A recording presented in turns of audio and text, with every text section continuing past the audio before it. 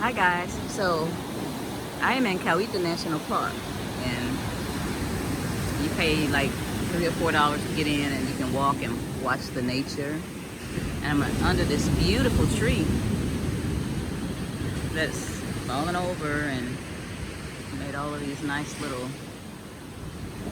spaghetti junction type overhangs. That's the trail back behind me. I don't know how far it leads. I'll keep going after a while, but wanted to stop and get pictures of this beauty. The water seems like it's pretty rough right now, but I'm not trying to get in there, so watching is fine.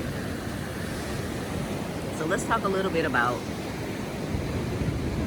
taxes.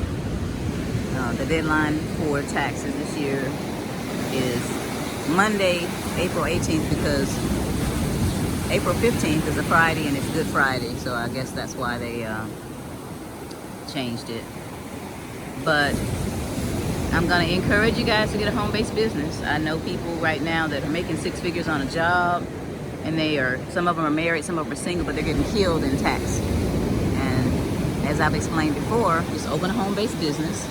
Usually, businesses are expected to have a loss in the first couple of 3 years. So if you have ordinary business loss, it will decrease your W-2. For example, if you have a W-2 of $100,000, you started a legitimate business in 2022 and you spent money to get it started and you bought assets which you can depreciate fully. Let's say as of the end of 2022, your business loss might be, let's say, $8,000. So instead of you paying tax on $100,000, you're only paying tax on $92,000. That's just a simplified version of it, but that's how a lot of people get along. And one of the tricks that I learned from your former president was you go and if you borrow money, you spend that money on equipment and stuff, you get to write it off, but it's not income. So you can create situations where you have no income or low income or even a loss. So when Hillary Clinton was saying Donald Trump didn't pay his taxes, well, in certain situations, it could have been that he had a zero tax liability. And a lot of companies have a zero tax liability because they borrow money, they use that money, and then they pay it back, but they use that money to buy equipment and advertising and all that, and that's tax deductible.